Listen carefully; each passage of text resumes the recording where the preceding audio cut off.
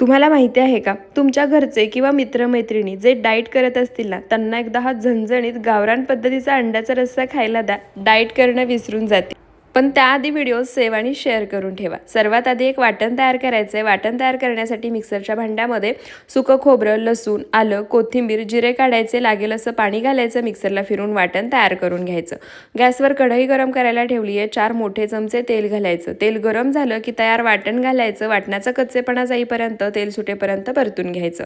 त्यानंतर यामध्ये 1 मोठा चमचा बेसन पीठ घालायचं आणि बेसनाचा कच्चेपणा जाईपर्यंत ते सुद्धा आपल्याला परतून घ्यायचं. आपला मसाला सुद्धा छान तेल सुटेपर्यंत परतून झाले.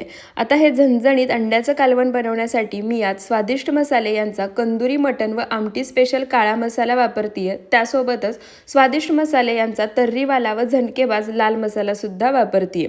हे दोन्ही मसाले वापरून तुम्ही व्हेज आणि नॉनव्हेज दोन्ही प्रकारच्या भाज्या बनवू शकता. त्यासाठी इथे मी एक छोटा अर्धा चमचा हळद, 1 मोठा चमचा काळा मसाला आणि 1 मोठा चमचा लाल मसाला वापरलाय.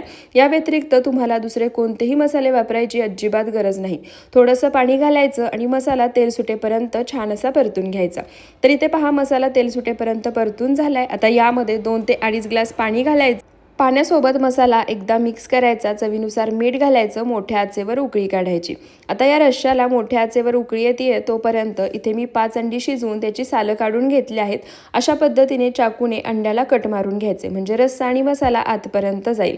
इथे पहा, रश्श्याला सुद्धा छान उकळी आली आहे. आता कट मारून घेतलेली अंडी यामध्ये घालायची, एकदा मिक्स करायची आणि मीडियम टू लो फ्लेवर 7 ते 8 मिनिटं हे कालवण पुन्हा शिजवून घ्यायचं. तर इथे पहा, झणझणीत तर्रीदार असं गावरान पद्धतीचं अंड्याचं कालवण बनवून तयार झालं आहे. गॅस बंद करायचा, वरून भरपूर सारी बारीक चिरलेली कोथिंबीर घालायची आणि गरमागरम भाकरी किंवा इंद्रायणी भातासोबत हे अंड्याचं कालवण सर्व्ह करायचं. मसाले सुद्धा एकदा नक्की ऑर्डर करा.